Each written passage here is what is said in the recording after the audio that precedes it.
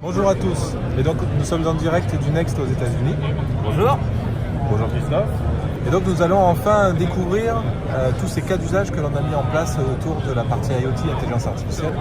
Donc on va voir comment effectivement on accélère l'industrialisation des initiatives et des projets IoT pour l'entreprise. Et en plus avec toutes les annonces qu'on a fait, également l'accélération du développement de toutes ces applications. Donc l'idée, c'est de vous présenter un petit peu tout ça. Et donc, on va basculer sur ce cas d'usage de l'usine de demain, donc on appelle Smart Factory, l'usine intelligente dans laquelle on va déployer des capacités intelligentes sur la collecte de données pour pouvoir, par exemple, réaliser toute la partie contrôle qualité. Contrôle qualité qui amène un retour sur investissement très rapide, puisque très simple à mettre en place. On va pouvoir utiliser les caméras existantes présentes dans l'usine où on déployer rapidement des nouvelles et pouvoir, à partir de ces images, amener du traitement intelligent et vérifier effectivement que sur la chaîne de construction, tout est bien conforme et évincer très rapidement ce qui pourrait ne pas l'être. Donc Christophe, on va regarder ça de plus près. Et donc Exactement. voyons un petit peu The Thing. Ok. Voilà donc notre usine intelligente, notre Smart Factory fait maison. Alors Christophe, présente-nous un petit peu tout ça. Alors l'idée, comme tu le disais tout à l'heure, c'était de représenter un use case assez commun. Aujourd'hui, dans le monde de l'industrie, les usines sont partout autour de nous et on essaye de leur apporter de l'intelligence. Donc pour le salon, ce qu'on a créé à l'occasion, c'est grâce à des briques Lego, une petite usine à façon Nutanix sur laquelle on va essayer de représenter cette logique de Smart Factory. Donc si on regarde l'usine assez rapidement, qu'est-ce que l'on trouve? Donc c'est vrai que l'idée, très simplement, c'est d'avoir une petite chaîne de montage que l'on voit ici qui est en train de tourner, sur lequel on va venir distribuer des petites balles comme ça de couleur. Et on va partir du principe que les balles, elles doivent être uniquement rouges ou blanches. Les balles bleues, en fait, ce sera les balles en erreur, les balles qu'on veut évincer de la chaîne de production. Donc ce que je vais faire, je vais commencer à charger les balles par en haut et on va les voir arriver sur la chaîne de production. Et donc l'idée, comment je vais pouvoir détecter tout ça? Alors les balles là, elles sont reconnues, on voit bien que tiens, il a trouvé une balle bleue sur la chaîne, il a commencé à venir faire le tri et à envoyer les balles dans les deux paniers qu'on va retrouver en dessous. Alors comment ça se passe? Comment ça marche? On regarde un petit peu plus en détail. Juste à cet endroit-là, on va retrouver une caméra qui est cachée au-dessus de la chaîne de montage. Et c'est le contrôleur de logique programmable qu'on trouve à droite, qui n'a pas d'intelligence embarquée, qui va juste récupérer les images, qui va aussi être capable de contrôler les moteurs et qui va envoyer toutes ces informations à un edge, donc une unité de traitement, une unité de calcul sur lequel on a installé la partie Nutanix Xi IoT Edge OS. Alors elle est cachée juste en dessous, je vais vous la montrer. Elle est ici. Ok. Donc c'est cette petite machine. Alors cette machine, c'est quelque chose de très simple, c'est une machine de type x86, dans ce cas-là c'est un Intel NUC. Et sur cette Intel NUC, on a installé notre operating system dédié pour le edge computing. Alors attends Christophe, parce que là il est où le cluster Nutanix 3 nœuds Ah bah non, là c'est un petit edge qui est vraiment minuscule, Ah ouais, on le voit ici.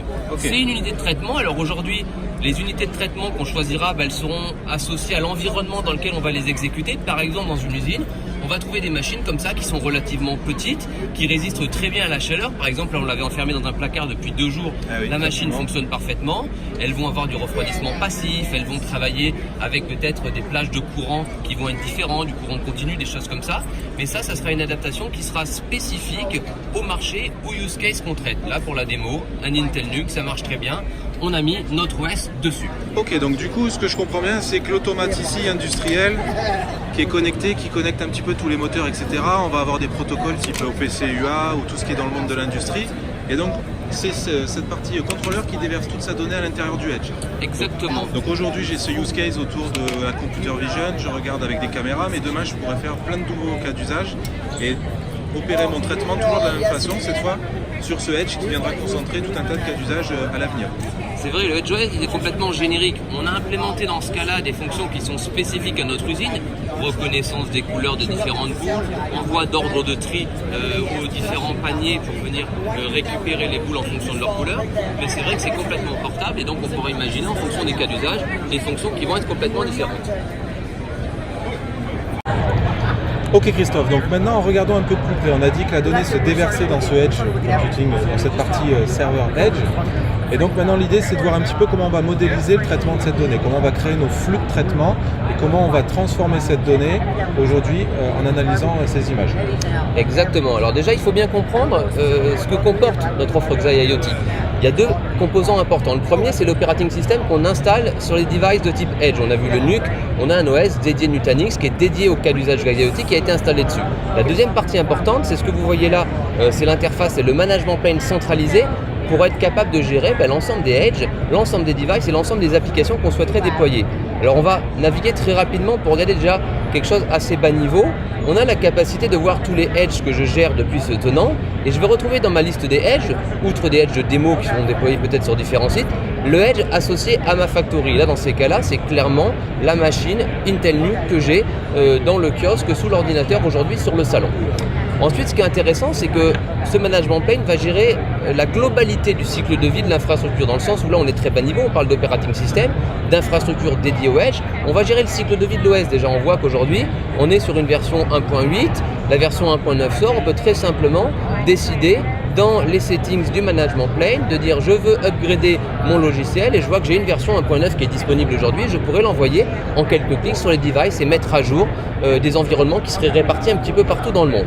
Donc ça c'est la première étape. C'est extrêmement intéressant parce que du coup est-ce que ça met à jour uniquement l'application Xai, cette plateforme, ou est-ce qu'il y a l'operating system, tout ce qui est embarqué dans la plateforme? Ça met à jour la globalité, ça met à jour déjà la partie operating system, tous les systèmes d'orchestration qu'on a intégrés pour gérer nos différentes applications. Ça va aussi mettre à jour tous les frameworks qu'on propose. En fait, l'operating system, il n'arrive pas nu, il embarque tout un tas de mécanismes qui seront propres au monde de l'IoT, propres au monde du edge computing, la gestion des protocoles dont tu parlais tout à l'heure, le MQTT, l'OPC-UA, le RTSP, qui sont embarqués dans la plateforme. On a aussi tout un mécanisme de stockage et de traitement de la donnée, des choses comme Kafka, des choses comme Elasticsearch, la partie NATS aussi pour le data pipeline qui sont intégrés dans la techno, qui seront mis à jour en fonction des besoins. Donc on est capable de pousser très rapidement à nos clients des nouvelles versions, des nouvelles fonctionnalités de manière complètement transparente. Donc j'ai pas un cycle différent de gestion de la partie système pur, operating system, qui rentrerait dans un autre cycle de vie. J'ai le tout en un packagé dans cette plateforme. Exactement, il faut vraiment voir ça comme un operating system dédié pour l'IoT et le edge computing. Ah, ça simplifie mes contraintes sécuritaires. Exactement. Ensuite, deuxième étape. Alors on a parlé beaucoup d'applications, on va revenir sur notre cas d'usage de l'usine intelligente. Et l'usine intelligente, aujourd'hui dans notre démo, sur le Edge, on fait tourner deux choses.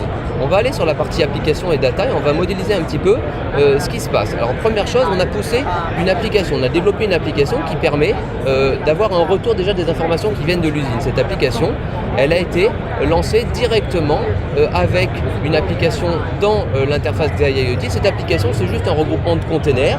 C'est la technologie Docker et la technologie Kubernetes qu'on va retrouver derrière. On est capable de pousser ça très rapidement au niveau du Edge. On le définit une bonne fois pour toutes dans une application, dans le management plane, et ça va être distribué au niveau du Edge. Gros intérêt, c'est qu'on est capable comme ça de pousser très rapidement des applications. Là, dans mon cas, on avait développé une petite application pour la Smart Factory où on est capable de retrouver le fait qu'elle fonctionne, la vitesse de rotation de la chaîne de production, la capacité de choisir quelle est la couleur qu'on veut extraire de la chaîne de production, d'avoir un retour en temps réel de la caméra qui est embarquée, et ensuite lorsqu'on va mettre des petites billes, alors je vais aller en chercher, je vais aller remettre quelques petites billes dans l'usine.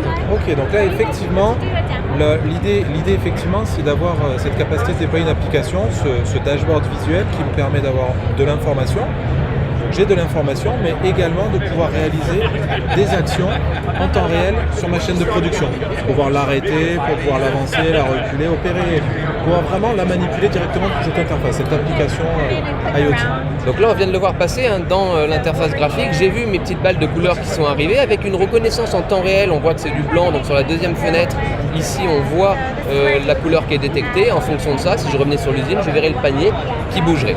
Alors tout ça, c'est rendu possible dans la partie Xai IoT grâce à ce qu'on appelle un data pipeline. Si je vais dans la partie data pipeline, j'ai écrit un data pipeline Smart Factory dans lequel, si je regarde, j'ai 3 étapes. J'ai une étape d'entrée où je vais récupérer toutes les informations qui viennent de l'usine en elle-même. C'est là que je récupère, grâce à une data source, mes images, les images qui viennent de la caméra. Et ensuite, je vais appliquer une transformation. Cette transformation, je vais vous la montrer juste après, c'est une approche de type serverless dans lequel je vais écrire ma logique. Là, dans ces cas-là, j'ai utilisé des choses connues comme la partie OpenCV, la partie TensorFlow, qui sont intégrées dans des runtime dans le EdgeOS et qui m'ont permis de reconnaître les images et de prendre des décisions en fonction de ça. Là, finalement, c'est un petit peu ma logique métier sur comment je veux faire mon contrôle qualité. Exactement. C'est implémenté dans des fonctions. Alors, ces fonctions, on peut les chaîner. Si on voulait faire plusieurs étapes, on pourrait les rajouter comme ça. Et la dernière étape qui est intéressante, une fois qu'on a pris la décision, c'est de renvoyer des informations au contrôleur logique de l'usine. Là, je repasse par le protocole MQTT pour envoyer l'ordre qui va bien directement à mon contrôleur logique et de dire tiens, j'envoie à gauche ou j'envoie à droite la boucle. Alors je vais vous montrer très rapidement ensuite la partie transformation, ces fameuses fonctions. Elles ont été écrites par-dessus des runtimes qu'on fournit. Alors les runtimes, il y en a un certain nombre qui sont fournis par défaut, en Go, en Node.js, en Python, avec des librairies spécifiques comme TensorFlow ou OpenCV qui sont intégrées. Maintenant, là c'est bien ça, mais si je veux, j'ai mes propres runtime. Les runtime, on peut en rajouter. Le runtime, ça ne reste qu'un container d'exécution. On peut développer ses propres runtime avec nos propres librairies et les ingérer dans l'environnement. Et ensuite, une fois qu'on a fait ça, il suffit d'écrire nos fonctions en s'appuyant sur ces runtime. Et je peux prendre par exemple la fonction de gestion de l'usine pour le .next que j'ai écrite juste ici. Et je vais être capable de rentrer dedans et de voir que cette fonction, en fait, elle est juste gérée sur une application. Alors ça, c'est les joies du direct. Ouais. Elle est juste gérée. Donc on voit notre application où je retrouve la récupération des images, c'est du code Python qui se base sur mon runtime, la partie de détection de la couleur et ensuite les ordres sont envoyés directement. Donc ça, là, ça on a implémenté la logique métier. Voilà, qui vient implémenter, qui crée cette librairie de fonctions en fait. Exactement. À disposition Là, c'est des fonctions simples pour la démo, mais c'est là qu'on va retrouver des choses beaucoup plus complexes qui vont faire appel à des réseaux de neurones pour faire de l'analyse d'images avancée. Ça me rappelle la démo Magic Mirror. Exactement. Quelques semaines, Même principe. Aujourd'hui, c'est vrai que le Magic Mirror, c'était la même logique. On était sur la même plateforme, on récupérait les images d'une caméra qui était locale, on les analysait grâce à des fonctions, sauf qu'on renvoyait une image enrichie directement sur l'écran. Toujours la même plateforme de base qui peut s'adapter à des cas d'usage différents. Excellent. Du coup, Christophe, ça j'ai vraiment envie de tester maintenant. Ça m'a l'air vraiment intéressant. Du coup, comment je peux faire? C'est très simple. Il suffit de se rendre sur la partie iot.nutanix.com et on va retrouver en bas à droite la capacité de lancer un trial. Donc vous avez accès à un Edge qui va être directement exécuté dans le cloud, sur lequel vous retrouverez toutes les fonctionnalités que je viens de vous présenter et qui sera disponible pendant 10 jours. Ok, excellent. Voilà, il n'y a plus qu'à. Bonne journée à vous et à très bientôt.